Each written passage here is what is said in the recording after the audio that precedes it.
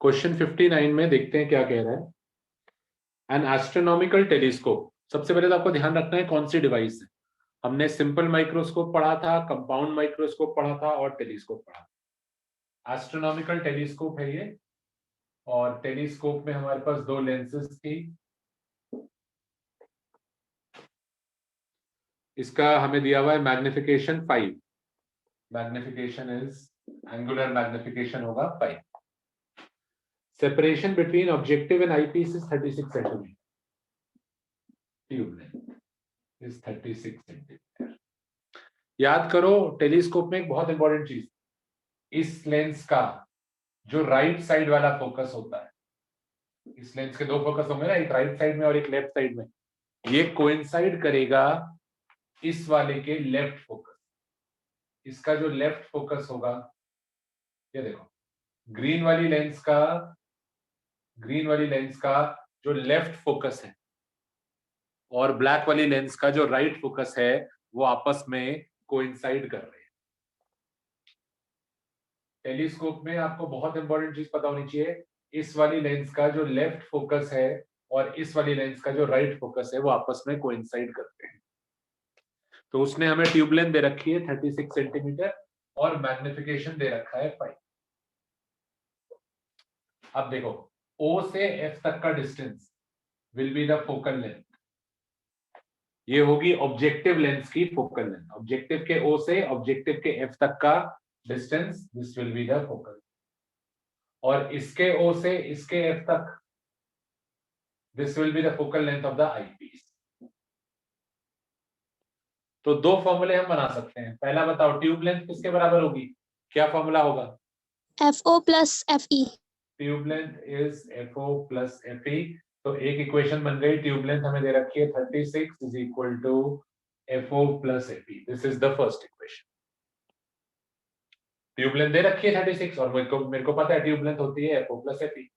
तो tube length 36 दे रखी है, सब कुछ हमें सेंटीमीटर में ही रखना। तो ये फर्स्ट इक्वेशन। अब क्वेश्चन में मैग्निफिकेशन गिवन है। आप लोग देखिए, मैंने लास्ट क्लास में मैग्निफिकेशन का फॉर्मूला डिराइव करा था। क्या होता है magnification? Magnification equal to FO upon FE। Magnification होता है FO अपॉन FE, और मैग्निफिकेशन उसने क्वेश्चन में दे रखा है। तो 5 is equal to FO upon FE। ये दूसरी इक्वेशन बन गई। तो दो इक्वेशन हमने बना ली, एक ट्यूब लेंथ से और एक मैग्निफिकेशन से। अब सॉल्व करते हैं। देखो, इसको क्रॉस मल्टीप्लाई करो, ये ऊपर जाएगा, FO हो जाएगा 5 टाइम्स FE, और ये यहां पुट करते हैं। FO की वैल्यू यहां पुट, ये आप जब यहां पुट करेंगे क्या आएगा? 36 इज इक्वल टू, FO को मैं पुट कर रहा हूं 5 FE प्लस FE। तो 36 इज इक्वल टू 6 FE। यहां से FE की वैल्यू निकल आती है, FE comes out to be 6 centimetre. और किसी एक इक्वेशन में वापस डाल दो FE को यहां डाल दो, तो FO कितना आ रहा है? FO will come out to be 30 centimetre. ये देखो, तो दो इक्वेशंस बनानी होंगी आपको, एक ट्यूब लेंथ से और एक मैग्निफिकेशन। सिंपल आपका 2 नंबर का numerical question number 59। Tube length is FO plus FE and magnification is FO by FE।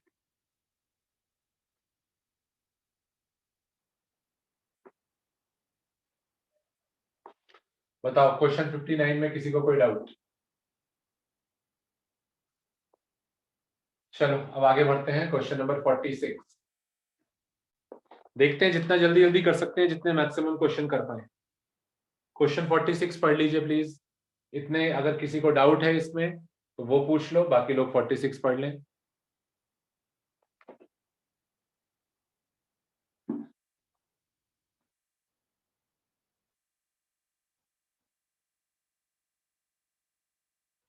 Again I am repeating, आपके पेपर में थ्योरी डेरिवेशंस ज्यादा नहीं आएंगे। मोस्टली क्वेश्चंस जो होंगे वो आपके इस टाइप के न्यूमेरिकल्स या कॉन्सेप्चुअल क्वेश्चंस होंगे। थ्योरी डेरिवेशंस रट के जाओगे तो ज्यादा कुछ नहीं होगा। क्वेश्चंस की प्रैक्टिस करो। कोई बात नहीं, अगर नहीं हो पा रहे आपसे एटलीस्ट ट्राई करके रखा करो, क्लास में हम डिस्कस कर ही रहे हैं, अपनी तरफ से ट्राई करके रखा करो। 46 A ray of light passes through an equilateral glass prism, एक इक्विलेटरल ग्लास प्रिज्म है, इसके अंदर से एक रे ऑफ लाइट पास कर रही है, रे ऑफ लाइट इसके अंदर से पास कर रही है, और इक्विलेटरल ग्लास प्रिज्म है तो यानी एपेक्स एंगल ए जो है ये 60 है।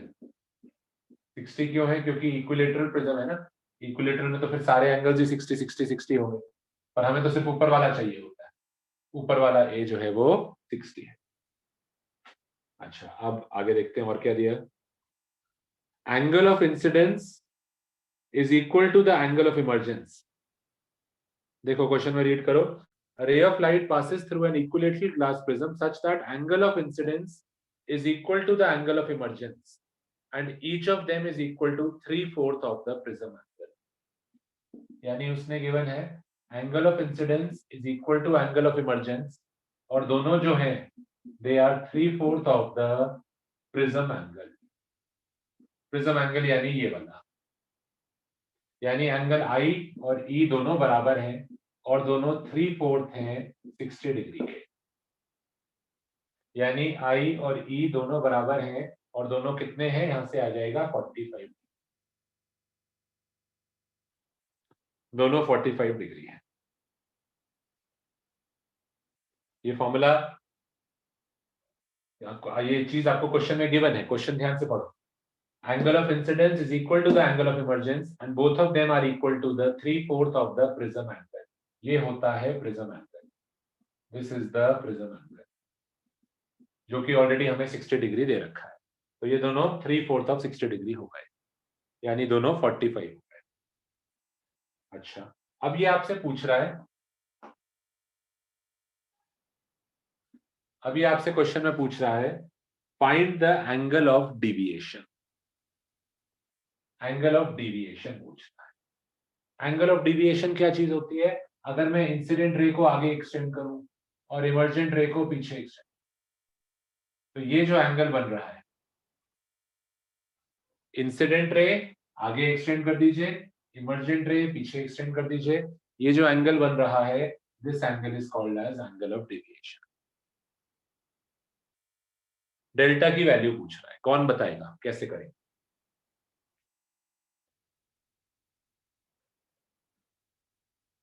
कोई जना बताओ कैसे करेंगे, कोई फॉर्मूला प्रिज्म का जिससे हम डेल्टा निकाल सकें?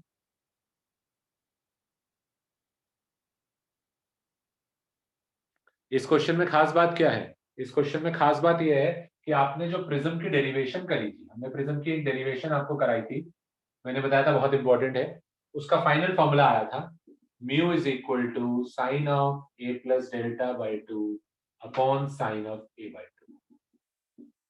ये मोस्टली बच्चे रट के जाते हैं क्योंकि प्रिज्म का फाइनल रिजल्ट है ये, पर ये जो न्यूमेरिकल आया हुआ है बोर्ड में, ये इस फाइनल फॉर्मूला से नहीं। इस न्यूमेरिकल को सॉल्व करने के लिए एक ऐसा फॉर्मूला लगता है जो डेरिवेशन में कहीं बीच में आया था। Sir, can I tell you? Usually क्या होता है, बच्चे फाइनल रिजल्ट याद करके चले जाते हैं, पर फाइनल रिजल्ट पे बेस्ड क्वेश्चन नहीं है। ये क्वेश्चन एक ऐसे फॉर्मूले पे बेस्ड है जो बीच में आया।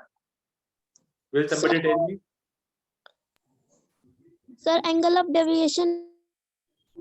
थोड़ा सोचिए कि ये अपना कॉपी में खोलो, प्रिज्म वाली डेरिवेशन खोलो कॉपी में, और प्रिज्म वाली डेरिवेशन खोलिए, बीच में देखिए क्या कोई ऐसा फॉर्मूला आया था। हाफ मिनट का टाइम दे रहा हूँ सबको सोचने के लिए। I plus E minus angle. Delta is equal to I plus E minus the angle A. E minus A. Derivation का ये फाइनल रिजल्ट नहीं था, इसलिए बच्चों को याद नहीं होता, क्योंकि ये बीच में आया था, इंपॉर्टेंट भी नहीं था। फाइनल रिजल्ट ये तो याद हो जाता, पर इस वाले पे ये न्यूमेरिकल आया, तो यहां से आपका डेल्टा निकल, delta is equal to I plus E, I और ई दोनों 45 है, 45 प्लस 45 माइनस 60, तो डेल्टा आ गया 30 डिग्री। इस क्वेश्चन को करने के लिए क्या चीज इंपॉर्टेंट बताई? डेरिवेशन का फाइनल रिजल्ट याद करना है, वो तो करना ही है, और डेरिवेशन के बीच बीच में जो चीजें आई थी वो भी पता होनी चाहिए। हो सकता है कोई न्यूमेरिकल ऐसा आ जाए जिसमें डेरिवेशन में बीच में जो रिजल्ट आया था वो यूज हो रहा हो। तो यहाँ पर डेल्टा की वैल्यू आ जाएगी 30। ठीक है, देख लो अपनी कॉपी में डेरिवेशन के बीच में आया था रिजल्ट। और एक चीज और ऐड कर रहा हूँ इस क्वेश्चन में, मैं अपनी तरफ से एक पार्ट ऐड कर रहा हूँ, second part, find mu of prism. Prism का म्यू भी निकालो, बताओ प्रिज्म का म्यू कितना है। प्रिज्म का म्यू भी निकालो और चैट बॉक्स में सब बच्चे रिप्लाई करो, what is the refractive index of the prism. चलिए लेट मी सी कौन बच्चे कर पा रहे हैं। आपको चैट बॉक्स में रिप्लाई करना है, बोलना नहीं है। एक पार्ट मैंने ऐड करा है इस क्वेश्चन में, find the refractive index of the prism. ठीक है, और क्लास में प्लीज पार्ट लीजिए, ये नहीं कि बस बैठे हैं देख रहे हैं। कोशिश करिए चैट बॉक्स में रिप्लाई।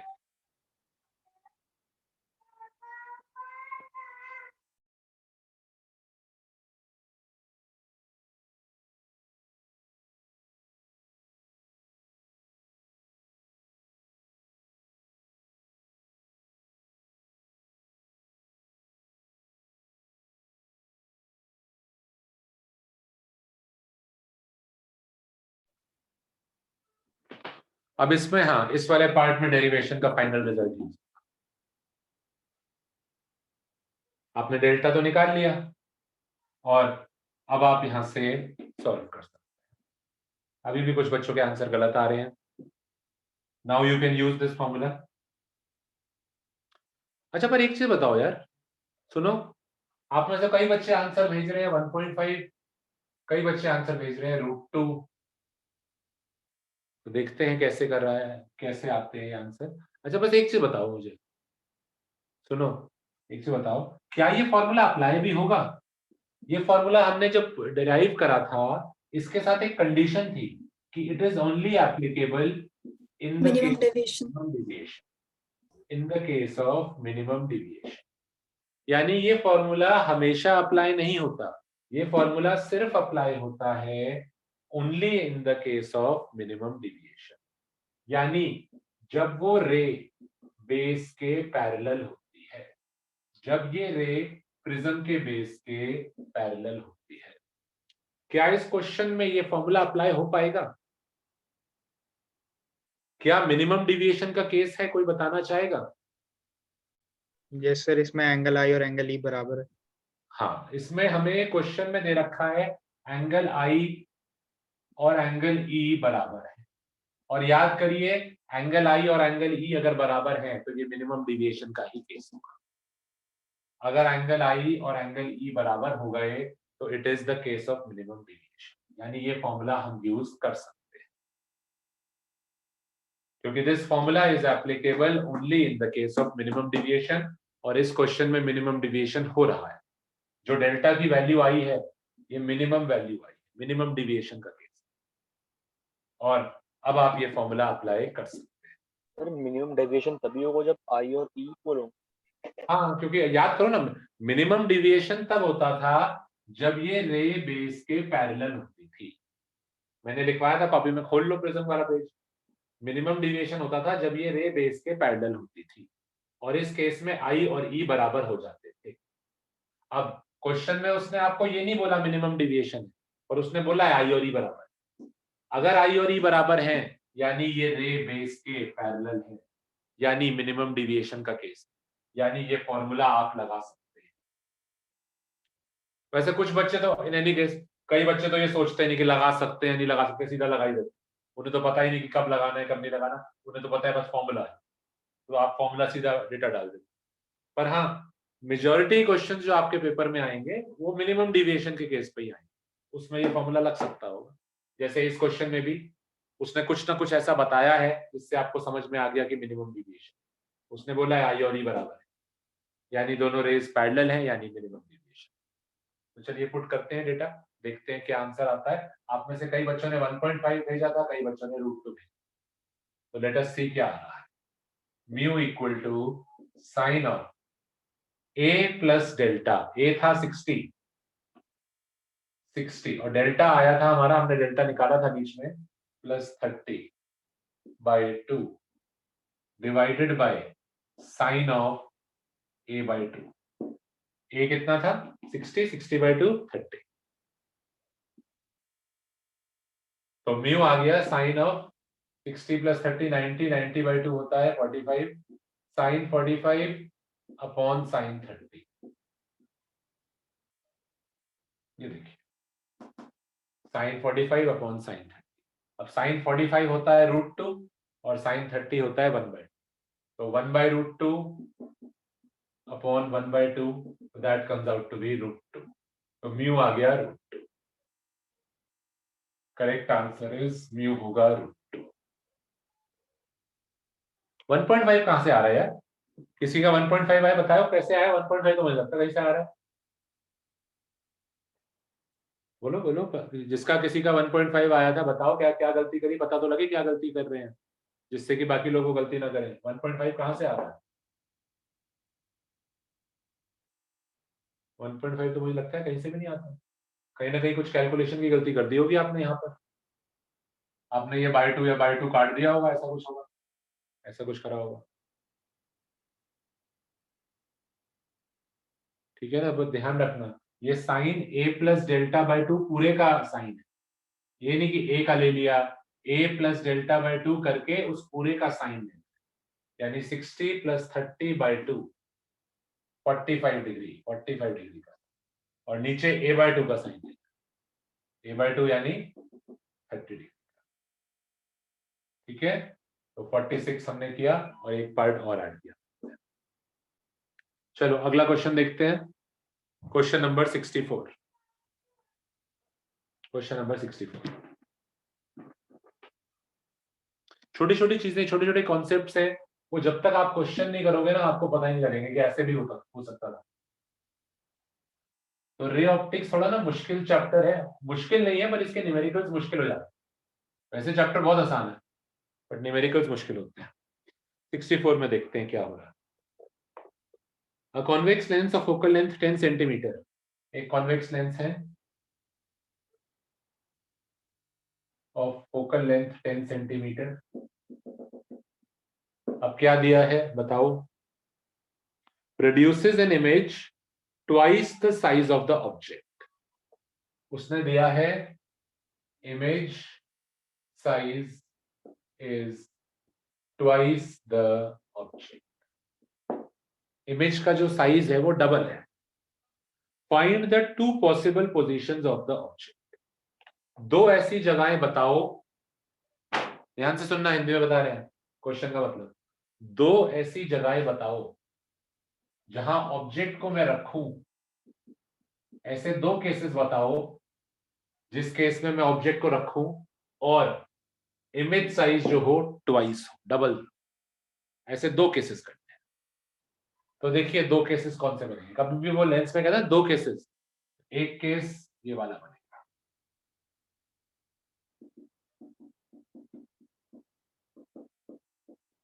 हमें चाहिए इमेज डबल, इमेज का size double twice.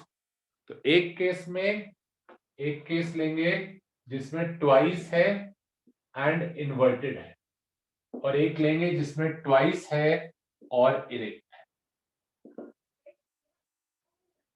Twice and erect और ट्वाइस एंड इन्वर्टेड। उसने ना बोला है कि इरेक्ट है इन्वर्टेड, उसने बस ये बोला है ट्वाइस है। क्वेश्चन में ध्यान से पढ़ो उसने क्या बोला है, उसने बस ये बोला है ट्वाइस यानी डबल है, इमेज का साइज डबल है। अब डबल के साथ साथ उल्टा भी हो सकता है और हो सकता है डबल के साथ सीधा हो। तो एक केस देखो ये हो सकता है, ध्यान देना, एक केस हो सकता है हमारा कि एक ऑब्जेक्ट यहां रखा है और हमें पता होना चाहिए केसेस कि कौन से केस में इन्वर्टेड इमेज बनेगी। इन्वर्टेड इमेज बनेगी जब ऑब्जेक्ट एफ और ओ के बीच में है क्या? नहीं, जब ऑब्जेक्ट एफ और 2f के बीच में। जो रे सीधा जाएगी फोकस से ऑप्टिकल सेंटर वाली सीधी, और यहां ये। अब देखो इमेज का साइज डबल है, ट्वाइस है, और ट्वाइस के साथ साथ इन्वर्टेड है। एक केस ये हो गया, उसने दो केसेस पूछे हैं ना जब ट्वाइस बन रहा है, तो ये वो वाला केस हो गया जब ट्वाइस और इन्वर्टेड है। तो इस केस में हम ऑब्जेक्ट डिस्टेंस निकालना चाहते हैं कि मैं ऑब्जेक्ट को कितना डिस्टेंस दूर रखूं, ऑब्जेक्ट को कितना डिस्टेंस दूर रखूं कि ट्वाइस और इन्वर्टेड इमेज बने। तो आपको u निकाल के बताना है, और u की जो वैल्यू आएगी ऑटोमेटिकली f और 2f के बीच में ही आएगी। करके देखें, अभी करें। अच्छा चलो ये बताओ, एक केस और भी हो सकता है डबल का, डबल साइज की इमेज बने, वो हो डबल बन रही है और सीधी बन, ट्वाइस और सीधी बन। क्या आप बता सकते हो कि ऑब्जेक्ट इस केस में कहाँ रखा होगा कि फोकस और ऑप्टिकल सेंटर पीछे। इस केस में ऑब्जेक्ट रखा होगा एफ और ओ के बीच,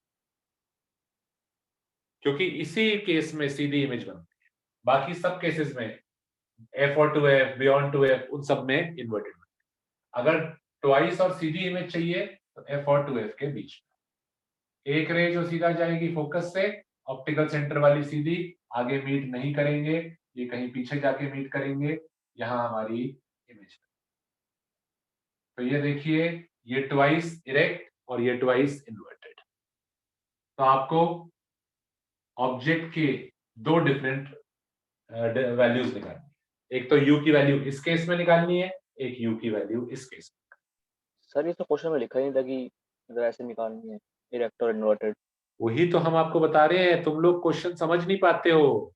क्वेश्चन में सब कुछ ये थोड़ा देगा, वो क्वेश्चन में तुम्हें ये थोड़ा बोलेगा एक केस में ट्वाइस और इन्वर्टेड है वो वाला निकालो, एक केस में ट्वाइस और इरेक्ट है वो वाला निकालो। उसने सिर्फ क्वेश्चन में क्या बोला है, इमेज ट्वाइस यानी इमेज डबल साइज की है। उसने सिर्फ क्वेश्चन में ये बोला है कि इमेज डबल साइज की, और वो कह रहा है ऐसे दो केसेस हो सकते हैं। क्वेश्चन में देखो ना, उसने बोला दो केसेस हो सकते हैं। तो ट्वाइस वाले दो केसेस कौन से हो सकते हैं, ट्वाइस और उल्टी इमेज और ट्वाइस और सीधी इमेज। पहली बार क्वेश्चन देखोगे तो समझ में नहीं आएगा कि ऐसा भी हो सकता है। अब एक बार ऐसा क्वेश्चन कर लिए ना, अब वो क्वेश्चन पूछता है ट्वाइस, थ्राइस, 4 टाइम्स, तो आपको पता होगा कि दोनों केसेस कौन कौन से। बोर्ड में क्वेश्चन आया, image size is 4 times the object, question आया सपोज, दो केसेस बन सकते हैं, इमेज साइज 4 टाइम्स है और उल्टी इमेज है, इमेज साइज 4 टाइम्स है और सीधी इमेज। तो इसीलिए क्वेश्चंस करना जरूरी है, क्योंकि क्वेश्चंस करके पता लगता है कि अप्रोच क्या है। चलो जरा आप करो इसको, इस केस में जरा बताओ मेरे को u कितना आ रहा है, और इस केस में बताओ u कितना आ रहा है। लेंस की फोकल लेंथ 10 सेंटीमीटर है। I am giving 2 minutes time, थोड़ा सा सोचिए। इस केस में मैग्निफिकेशन को, इमेज का साइज ट्वाइस है, ट्वाइस कितने गुना मैग्नीफाई हुई है, n की वैल्यू क्या डालूं, 2। अरे नहीं यार, थोड़ा सोचो। मैग्निफिकेशन का मतलब होता है इमेज कितने गुना हो गई, यहाँ पर -2 हमारी इमेज डबल हो गई, यानी मैग्निफिकेशन कितना है, -2 होगी क्योंकि इन्वर्टेड है। -2 होगा मैग्निफिकेशन, -2। और इस केस में मैग्निफिकेशन कितना लेंगे, +2। हाँ। कोई कहता है क्वेश्चन में तो बोला नहीं था -2 लेना है, वही चीज आपको समझनी है। क्वेश्चन में वो सिर्फ आपको बोल रहा है कि ट्वाइस है, डबल है, डबल के दो केसेस बन सकते हैं, डबल और उल्टा और डबल और सीधा। तो पूछा है ना उसने क्वेश्चन में, दोनों केसेस सॉल्व करो। देखिए एक केस में m-2 है, y minus because it is an inverted, y plus because it is an A. बहुत सारे अलग अलग टाइप के क्वेश्चन आपके सॉल्व एग्जांपल और असाइनमेंट में दिए हैं, वो करोगे तो आपको सारी पॉसिबिलिटीज पता लगे। चलो जरा व्यू निकालो, इस केस को सॉल्व करो। ये एक ऐसा केस है जिसमें आपको ऑब्जेक्ट का डिस्टेंस निकालना, मैग्निफिकेशन दे रखा है, मैग्निफिकेशन से रिवर्स वर्कआउट करो, ऑब्जेक्ट डिस्टेंस निकालो। और इस केस करिए, I am giving you time 2-3 minutes, try करिए सब लोग।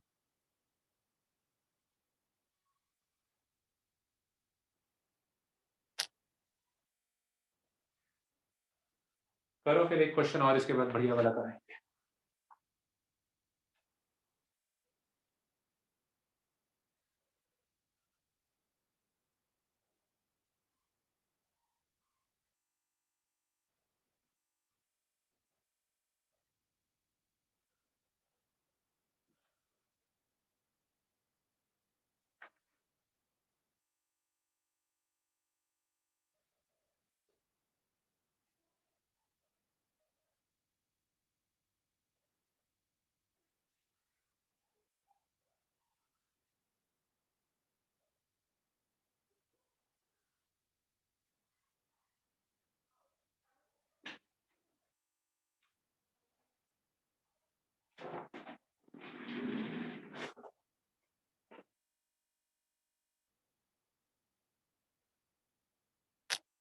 चलो देखते हैं।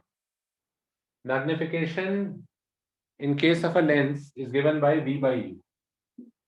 तो मैग्निफिकेशन अगर -2 है, मैग्निफिकेशन होता है v by u. v by u is equal to -2। तो क्रॉस मल्टीप्लाई कर दो, v आ गया -2। अब फॉर्मूला लगाते हैं, 1 by v minus 1 by u is equal to 1 by f. 1 by v minus 1 by u is 1 by f, और v को यहां से हमने निकाला था -2, यहां डालते हैं। ये देखो लेंस का जो फॉर्मूला है, लेंस का फॉर्मूला है माइनस, मिरर में प्लस होता है, मिरर में it is plus 1 by v plus 1 by u 1 by f होता है। लेंस में 1 by v minus 1 by u 1 by f होता है। ठीक है ना। लेंसेज के हमने ऑलरेडी क्वेश्चन करे थे, आपको बताया था, please do not get confused. Mirror में 1 by v plus 1 by u is 1 by f होता है। तो this is not a mirror, this is a lens. Lens में 1 by v minus 1 by u 1 by f, और v कितना आया है हमारा -2u। जब मैंने मैग्निफिकेशन को पुट करा v बाई यू, तो v आ गया -2। तो मैं यहाँ पुट कर रहा हूँ।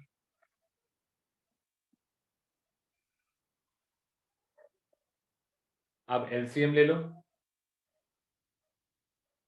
तो ये कितना हो गया, -1/2u -3/2u is equal to 1/, मैंने एलसीएम लिया है और क्रॉस मल्टीप्लाई कर दो। 2u is -3f, 2u is equal to -3f, तो u is equal to -3/2f। u आ गया -3/2f। अब होगा क्या आपके साथ ना, ये सब एमसीक्यू में आएंगे क्वेश्चन। अगर कहीं पर भी बीच में हल्की सी भी गलती हो गई, फाइनल आंसर गलत and you will get 0। Steps के कोई नंबर तो होंगे नहीं, इसीलिए एमसीक्यू में ज्यादा मुश्किल आएगी। सब्जेक्टिव क्वेश्चन होता, चलो स्टेप के फिगर के आपको 3 में से 2 नंबर तो मिल ही जाते, पर एमसीक्यू में गलती हो गई कहीं पर भी तो यू विल गेट 0। तो यहां से u कितना आ रहा है, फोकल लेंथ को डालो जरा, 10 -30/2 -15 सेंटीमीटर। तो इस केस में हमारा ऑब्जेक्ट डिस्टेंस आया -15 सेंटीमीटर। और चेक कर लीजिए क्या ये f और 2f के बीच में आ रहा है। हाँ, f और 2f के बीच में ही आ रहा है। 10 और 20 के बीच में ही आना चाहिए था, हमारी वैल्यू 10 और 20 के बीच में आनी चाहिए थी, 10 और 20 के बीच में। अब एक और केस बनता है जिसमें इस बार तो मैग्निफिकेशन -2 लिया था, इस बार मैग्निफिकेशन लेंगे +2। जल्दी से सॉल्व कर लेते हैं, पिछली बार की तरह अप्रोच रहेगा। v बाई यू को डालेंगे 2, तो v हो जाएगा 2u।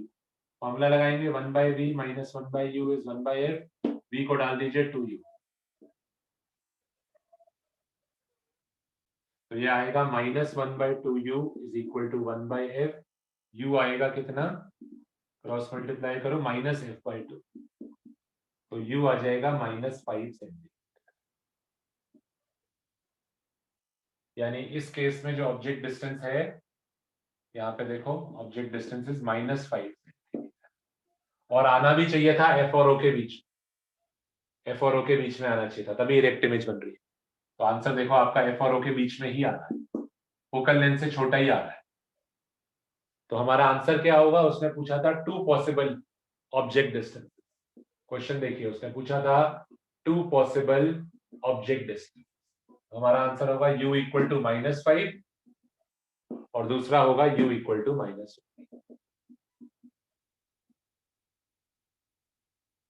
ये हमारा answer. These are the 2 possible values of the object distance.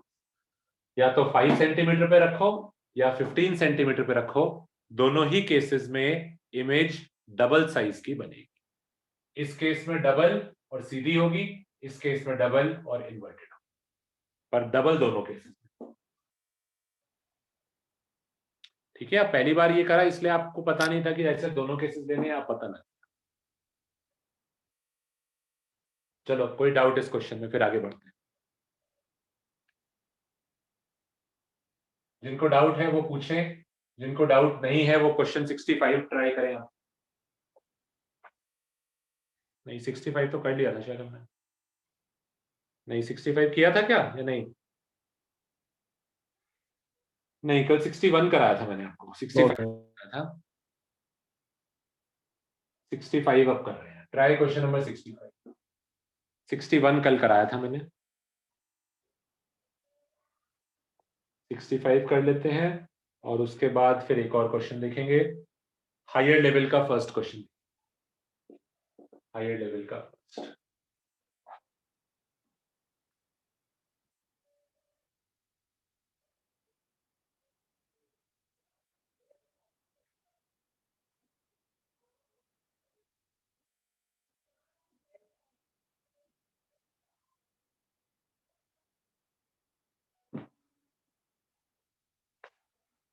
Sixty five तो हो जाना चाहिए यार, आप लोगों को मैंने कल इस टाइप के क्वेश्चन कराए थे।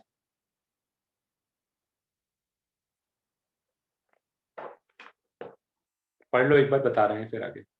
A ray of light incident on face AB of an equilateral glass prism shows minimum deviation of 30 degree। दो अलग अलग क्वेश्चन है, इसका बी पार्ट अलग है, बी पार्ट में अभी नहीं, पहले ये पार्ट देख रहे हैं। इक्विलेटरल ग्लास प्रिज्म यानी एपेक्स एंगल है 60 degree. A ray of light incident on face AB, AB के ऊपर एक लाइट रे फॉल करती है एंड क्या दिया है, इट अंडरगोज, बताओ क्या दिया है, इट अंडरगोज,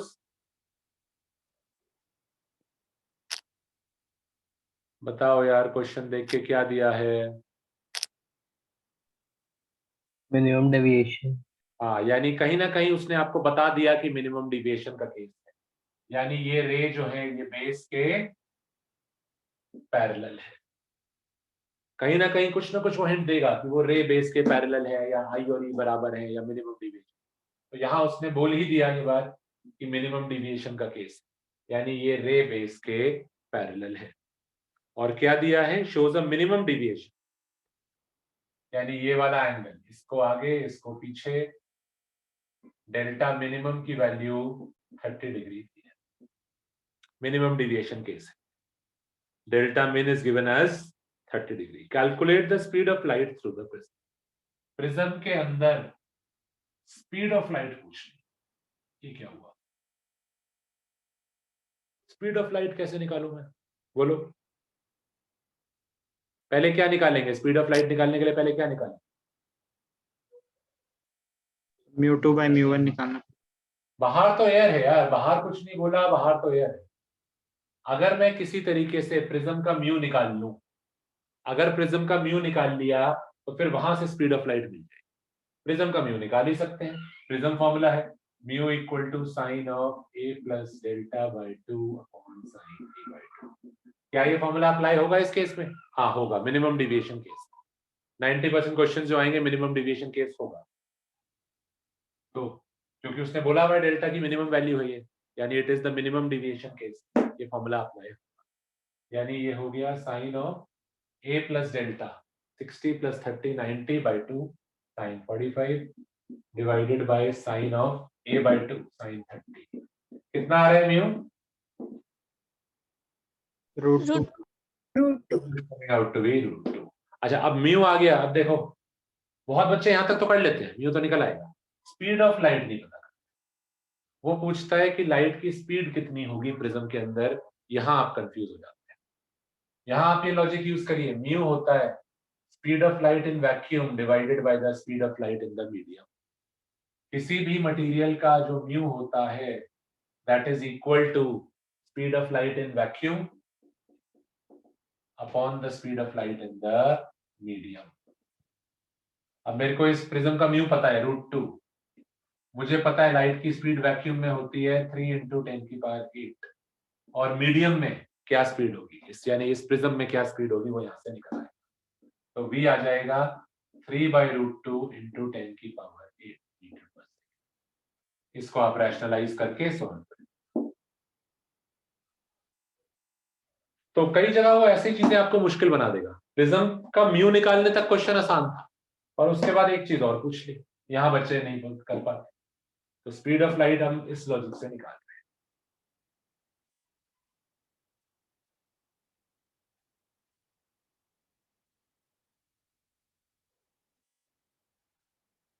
ठीक है, क्वेश्चन 65।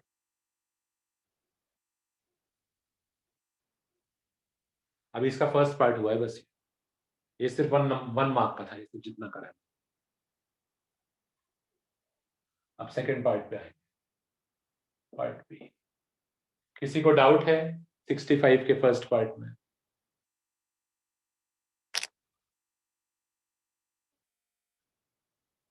रे ऑप्टिक्स पे ज्यादा न्यूमेरिकल्स प्रैक्टिस करने की जरूरत है, क्योंकि इसके न्यूमेरिकल्स मुश्किल होते हैं।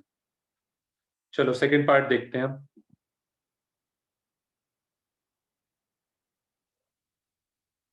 और जरूरी नहीं है सेकंड पार्ट जो हो वो फर्स्ट पार्ट के कंटिन्यूएशन में हो, it is not necessary.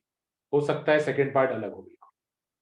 Find the angle of incidence at face A B so that the emergent ray grazes along the face AC.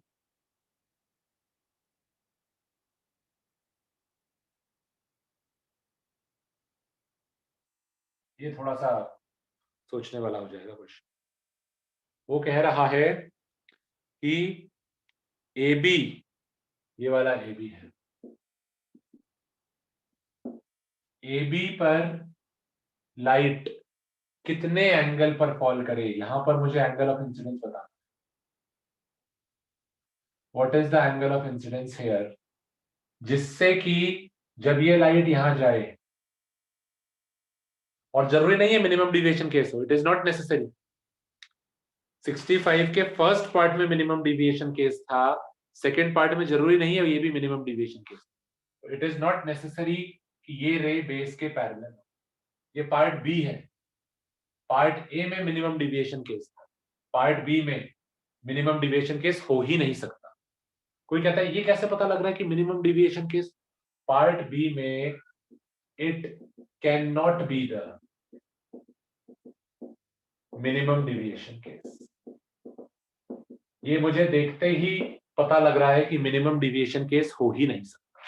कैसे, कोई बताएगा ये कैसे पता लग गया कि मिनिमम डिविएशन केस हो ही नहीं सकता? लाइट ग्रेस कर रही है तो एंगल आर इक्वल हो गई।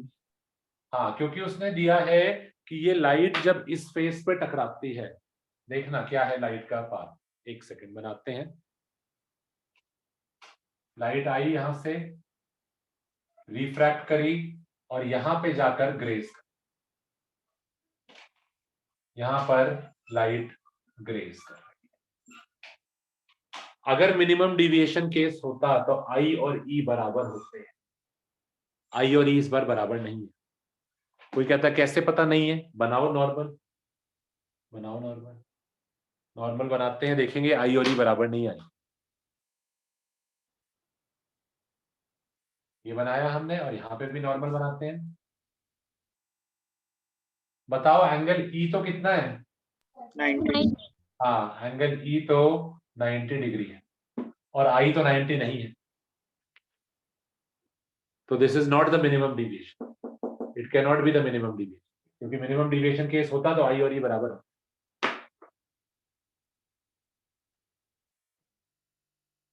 चलो देखते हैं कैसे करें।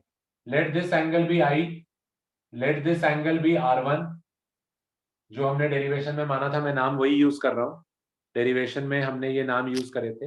ये आई था, ये R1 था, ये R2 था और ये बाहर वाला ई था। ई तो 90 डिग्री दिख रहा है क्योंकि लाइट जो है वो ग्रेस कर गई, तो लाइट का नॉर्मल के साथ एंगल 90। अब हमें निकालना क्या है, हमें आई फाइंड। क्वेश्चन पढ़ो, 65 का भी थोड़ा सा मुश्किल है। Calculate, find the angle of incidence at the face A B. A B के ऊपर एंगल ऑफ इंसिडेंस कितना होगा, so that the emergent ray grazes along the face A C. ये वाली फिगर 65 के बी में, ये वाली फिगर, और हमें आई निकालना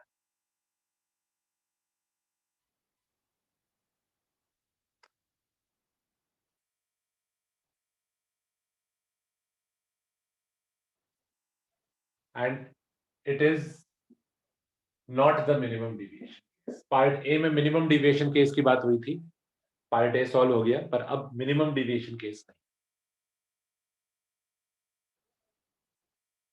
चलो कौन बताएगा अब, बताओ कैसे स्टार्ट करें। बोलो, कुछ बच्चों ने आंसर भेजा था, बताओ कैसे करें। ठीक है, आंसर बताइए कैसे करेंगे।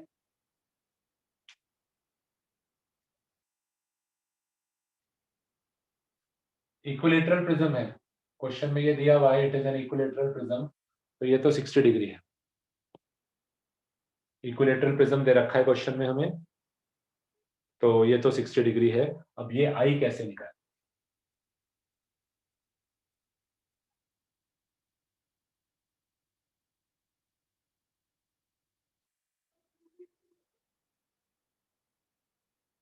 थोड़ा सा सोचिए, थोड़ा ट्राई करिए। मेरी बस वो वाला फॉर्मूला नहीं लगा सकते, ये वाला नहीं लगा सकते, ये जो फाइनल फॉर्मूला था ये नहीं लगता, क्योंकि ये मिनिमम डिविएशन केस के लिए होता है, ये मिनिमम डिविएशन केस नहीं। थोड़ा सा आपको एक हिंट दे देता हूं मैं, इस प्रिज्म का म्यू कितना आया था? हाँ, वो यूज कर लो। इस प्रिज्म का ऊपर वाले पार्ट में हमने सॉल्व करके प्रिज्म का म्यू तो निकाल लिया। अब प्रिज्म तो ये वही वाला है, पार्ट ए में हमने सॉल्व करा था और म्यू की वैल्यू √2 आई थी, है ये वही वाला प्रिज्म, पर उस प्रिज्म पे मिनिमम डिविएशन वाला केस नहीं हो रहा है, किसी और एंगल पे लाइट आ रही है। पार्ट ए में इसी प्रिज्म के ऊपर मिनिमम डिविएशन वाला केस हो रहा था, ये रे बेस के पैरेलल थी। पार्ट बी में प्रिज्म वही है, प्रिज्म वही है, एपेक्स एंगल 60 डिग्री, म्यू की वैल्यू √2 है, पर मिनिमम डिविएशन केस, ये रे बेस के पैरेलल नहीं। और प्रिज्म तो वही है ना, तो म्यू तो वही रहेगा जो पार्ट ए में निकाला था, तो म्यू इसका √2 है। कैसे करोगे बताओ? Sir delta is equal to angle I plus E minus A. तो डेल्टा कितना है? डेल्टा 90 होएगा। क्यों? डेल्टा तो इन दोनों के बीच का एंगल होता है, डेल्टा तो इन दोनों के बीच का होता है, 90 क्यों होगा? सर स्नेल्स लॉ लगा लेंगे इमरजेंस वाली साइड। इसको पॉइंट ए बोलते हैं, इसको पॉइंट बी बोलते हैं। कौन से पॉइंट पे कह रहे हो? बी। अच्छा, स्नेल्स लॉ अप्लाई करते हैं, Snell's law at point B, B point पे μ1 sin i is equal to μ2 sin r। μ1 कौन होगा? जिसमें से लाइट आठ। आई है, कितना होगा? √2 √2 into sin of angle of R2 angle of incidence R2 is equal to μ2 कितना होगा? 1 into sin angle of refraction कितना है? 90 90। तो √2 sin R2 is equal to 1, sin R2 is equal to 1 by √2। तो R2 कितना आ जाएगा? 45 डिग्री। R2 आ जाएगा 45, R2 की वैल्यू आ जाएगी 45।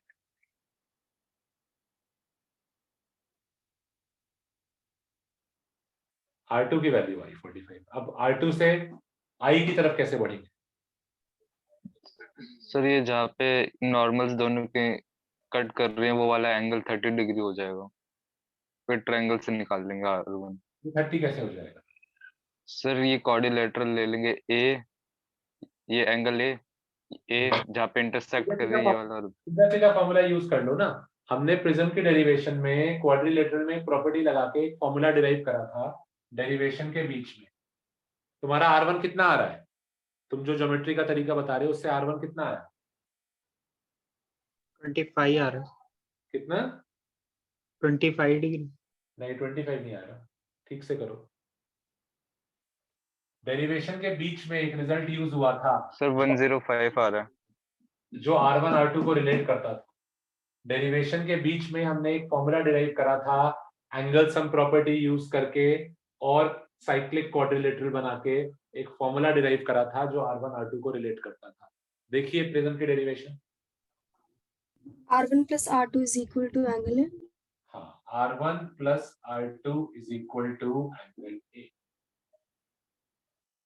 तो डेरिवेशन में नहीं जाएंगे ना हम, वो प्रॉपर्टी फिर से लगाएं, एंगल सब प्रॉपर्टी, फिर क्वाड्रिलेटरल की प्रॉपर्टी लगाएं, तो उसका कोई फायदा नहीं होगा।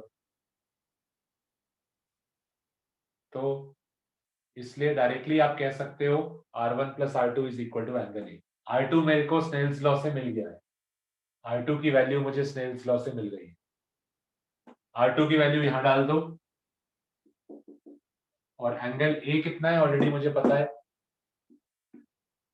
तो R1 कितना आ गया,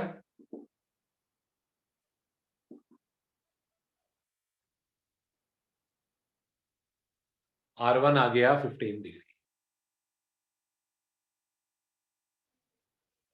R1 आ गया 15 डिग्री। और वैसे भी R1 R2 बराबर नहीं होंगे, this is not the minimum deviation case. Again अगर मिनिमम डिविएशन केस होता तो R1 R2 बराबर।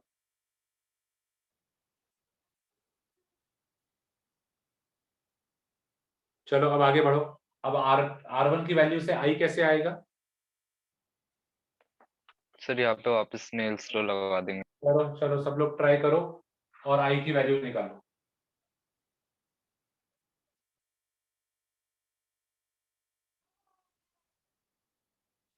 इट इज नॉट नेसेसरी कि आप इस बार क्वेश्चन पूरा सॉल्व कर पाए, साइन इनवर्स के टर्म्स में भी छोड़ सकते हैं, इस बार पूरा सॉल्व होगा नहीं, क्योंकि 15 डिग्री जैसा एंगल आ गया ना, यहाँ तुम साइन निकाल नहीं पाओगे।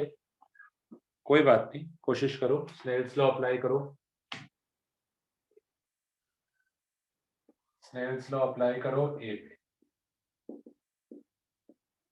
चलो बोलो, μ1 sin I is equal to μ2 sin R, μ2 sin R। μ1 कितना होगा इस पॉइंट के लिए?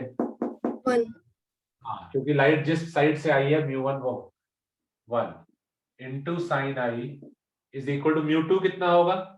√2 √2 इंटू साइन R1 कितना है R1 15।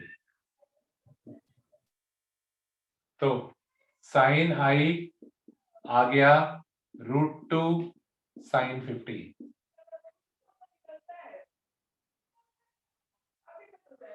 और आई अब आपका कोई बात नहीं, आपको साइन 15 अगर नहीं पता तो आप इसको साइन इनवर्स के टर्म्स में भी छोड़ सकते हैं। आई आ जाएगा साइन इनवर्स ऑफ √2 साइन 50, ऐसे भी छोड़ सकते हैं।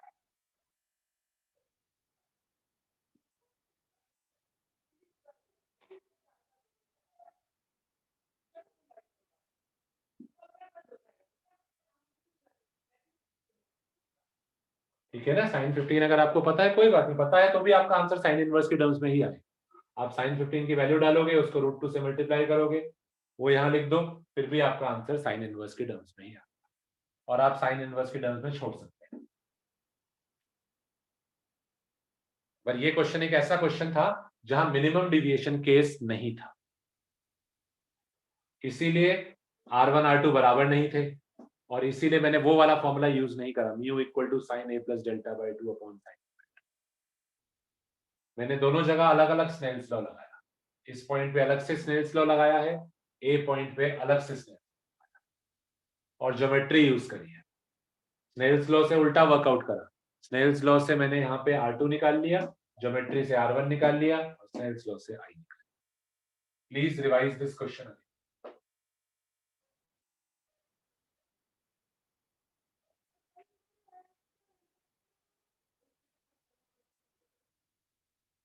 ठीक है, इसको रिवाइज करिएगा। एक लास्ट क्वेश्चन और ट्राई करते हैं, हायर लेवल का फर्स्ट क्वेश्चन।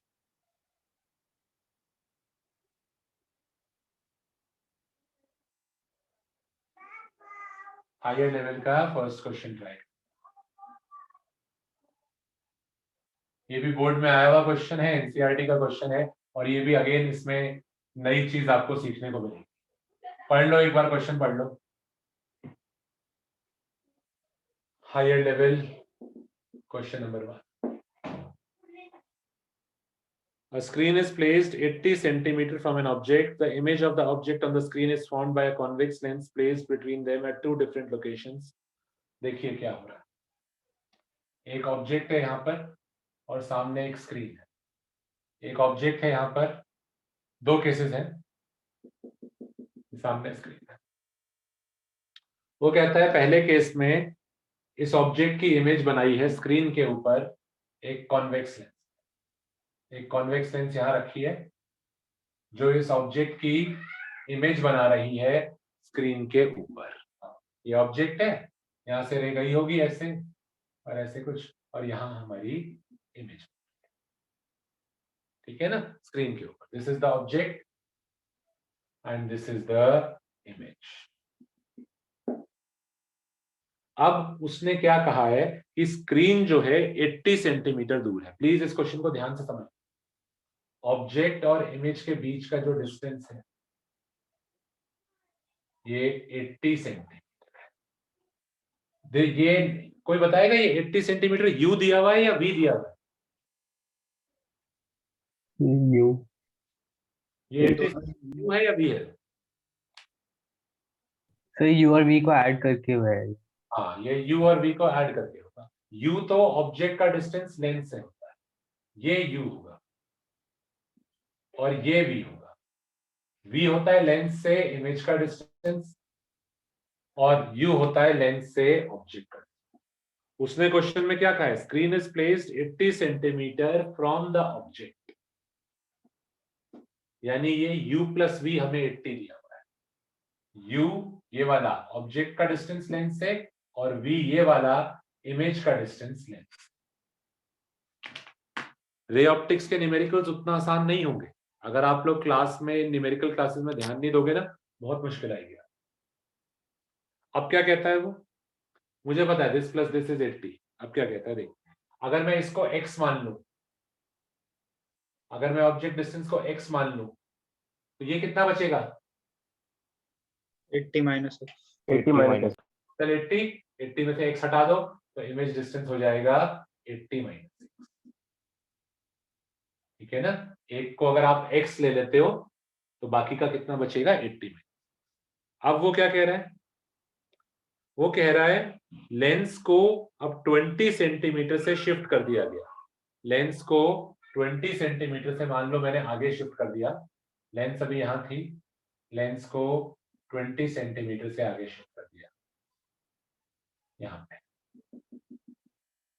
और अब भी लेंस को शिफ्ट करने के बाद अब भी ऑब्जेक्ट की इमेज वहीं स्क्रीन पे बन रही है। अभी भी जो इमेज है it is being formed on the screen. ये हमारा ऑब्जेक्ट है और ये हमारी इमेज है। देखिए,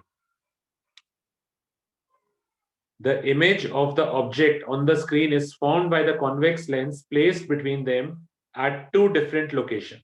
पहले केस में लेंस यहां रखी थी, दूसरे केस में लेंस यहां रखी। लेंस दो जगहों पे रखी जाती है और दोनों केसेस में ऑब्जेक्ट की इमेज स्क्रीन पर ही बनती है। एक ऑब्जेक्ट रखा था, लेंस यहां रखी थी, इमेज स्क्रीन पर बन रही।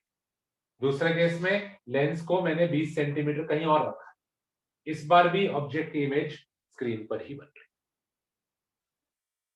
क्वेश्चन को समझने की कोशिश करो, question is not very simple. इस बार भी ऑब्जेक्ट की जो इमेज है वो स्क्रीन पर ही बन रही है। पहले भी ऑब्जेक्ट की इमेज स्क्रीन पे बन रही थी, फिर लेंस को किसी और जगह रखा, वहां नहीं रखा जहां पहले रखी थी, किसी और जगह रखा और पिछली वाली जगह से 20 सेंटीमीटर दूर रखा, 20 सेंटीमीटर दूर रखा और फिर भी ऑब्जेक्ट की इमेज स्क्रीन पर ही बन रही है।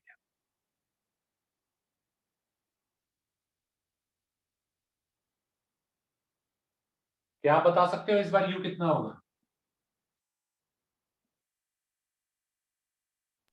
x plus x plus 20. 20 ऊपर वाले से देखो, ऑब्जेक्ट डिस्टेंस पहले ऑब्जेक्ट डिस्टेंस x था और लेंस 20 सेंटीमीटर आगे चली गई, तो इस बार ऑब्जेक्ट डिस्टेंस हो गया x प्लस 20। अच्छा, इमेज डिस्टेंस कितना हो जाएगा? जितना पहले 60 था, माइनस जितना पहले था उसमें से 20 घटा दो। 80 माइनस एक्स 60 माइनस हाँ, 80 माइनस एक्स था, उसमें से 20 घटा दो, कम कर दो। 80 माइनस एक्स में से 20 कम कर दो तो कितना बचा? 60 माइनस एक्स। अभी भी अगर मैं इन दोनों को ऐड करूं तो 80 बनना चाहिए, क्योंकि ये डिस्टेंस ऑब्जेक्ट और इमेज के बीच का डिस्टेंस तो 80 ही रहेगा ना। चेक करो क्या ऑब्जेक्ट और इमेज को ऐड करके 80 बन रहा है अभी भी? बोलो। हाँ, तो ये दो केसेस आपको क्वेश्चन में दिए। ये है हमारा क्वेश्चन। क्वेश्चन में हमें ये दिया हुआ है कि एक ऑब्जेक्ट की इमेज स्क्रीन पर बनी, लेंस यहां रखी थी, अब लेंस को 20 सेंटीमीटर शिफ्ट कर दिया, अब फिर से उसी ऑब्जेक्ट की इमेज स्क्रीन पर बन रही है। लेंस की दो पोजीशंस दे रखी है और दोनों पोजीशंस के बीच में डिस्टेंस 20 दे रखा है। तो पहले ऑब्जेक्ट डिस्टेंस x था, अब x + 20 हो गया। पहले इमेज डिस्टेंस 80 - x था, अब वो 20 से कम होकर 60 - x हो गया। अब ट्रिक क्या है इस क्वेश्चन को करने की? इस क्वेश्चन को करने की ट्रिक क्या है? ट्रिक ये है, लिखिए, लिखो, for a lens u and v can be interchanged. For a lens u and v can be interchanged. Lens में u और v इंटरचेंजेबल होते हैं। इस ट्रिक का क्या मतलब है? u and v इंटरचेंजेबल होते हैं, इसका मतलब ध्यान से सुनना, क्या मतलब है? अगर लेंस के लिए मैंने ऑब्जेक्ट को 20 सेंटीमीटर पे रखा था और इमेज मान लो 60 सेंटीमीटर पे बनी थी, मान लो ऑब्जेक्ट अगर 20 पे था और इमेज 60 पे बनी थी, अब अगर मैं ऑब्जेक्ट को 60 पे रख दूं, ऑब्जेक्ट को 60 पे रख दूं, तो इमेज कहां पर बनेगी? 20 पे। हाँ, तो इमेज 20 पे बनेगी। Image will be at 20 centimetre. अगर आपका ऑब्जेक्ट 20 पे था, इमेज 60 पे बनी थी, अगर आप ऑब्जेक्ट 60 पे रख देंगे तो इमेज 20 पे बनेगी। लिख लो ये एग्जांपल, इन सब पे ना शॉर्टकट एमसीक्यूज आ सकते हैं। वो कहेगा एक लेंस है, ऑब्जेक्ट 20 पे रखा था, इमेज 60 पे बन रही है, अब ऑब्जेक्ट 60 पे रखता हूं, इमेज कहां पे बनेगी? कुछ नहीं निकालना, डायरेक्टली कह सकते। जो u था वो अगले केस का v बन गया, और जो v था वो अगले केस का u बन गया। देखो, जो u था वो v बन गया और जो v था वो u। यही सेम चीज यहां पर भी हो रही है। जो पहले केस का u था वो अगले केस का v है, जो पहले केस का v था वो अगले केस का u। इंटरचेंज हो रहे हैं, u और v इंटरचेंज हो रहे हैं। जो पहले केस का u था वो अगले केस का v है।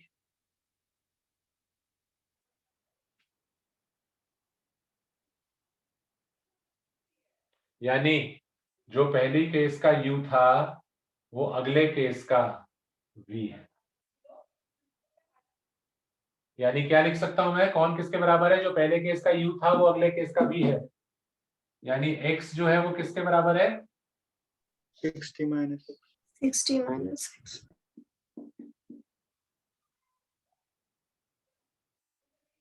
तो कितना दोबारा आया? बताना। 2x आया 60, x आ गया 30 सेंटीमीटर, x आ गया 30 सेंटीमीटर, x 30 है। अब देख लो, डेटा भी पुट करके तुम्हारा मैच हो जाए। ये कितना है? x कितना आया? 30, तो बचा कितना बोलो? 50 50 सेंटीमीटर। अब अगले केस में तुम्हारी लेंस 20 सेंटीमीटर आगे शिफ्ट हो गई। देखो, लेंस 20 सेंटीमीटर आगे शिफ्ट हो गई। अब u कितना हो गया? जो u पहले 30 था, अब ये 20 सेंटीमीटर आगे शिफ्ट हो गया। अब u कितना हो गया? 30 सेंटीमीटर में लेंस को 20 सेंटीमीटर आगे शिफ्ट कर दिया, कितना हो गया? 50। और v कितना रह गया? टोटल 80 था, 80 में से ये 50 है, तो वो कितना? 30।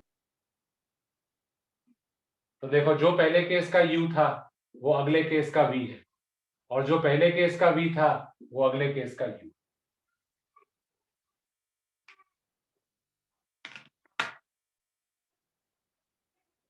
ठीक है? कोई कहता है ये सब तो ठीक है यार, पर क्वेश्चन तो हुआ नहीं अभी भी। क्वेश्चन में तो कुछ और ही पूछा है।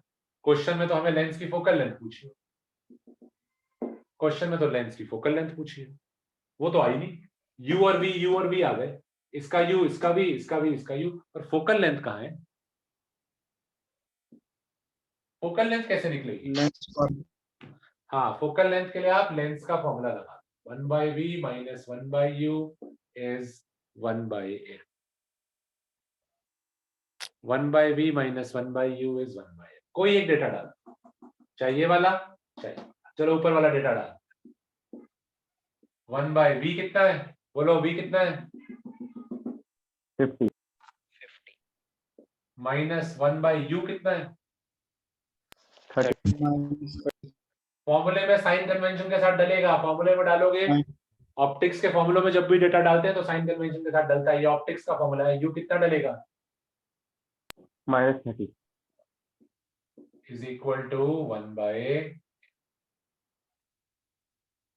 तो 1/50 plus 1/30 is equal to 1/a। अब यहां से आप सॉल्व कर लो, f की वैल्यू निकल आएगी।